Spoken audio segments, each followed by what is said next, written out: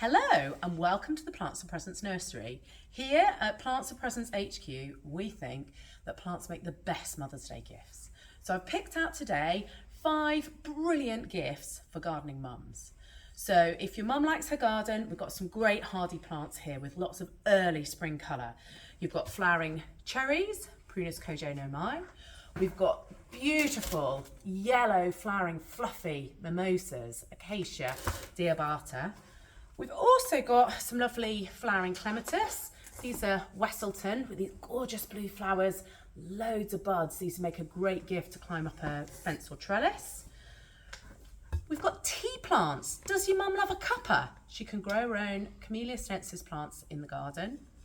And finally, a bit of a challenge. Or if your mum likes her gin and tonic gift set with some gorgeous miniature lemons she can grow on a windowsill.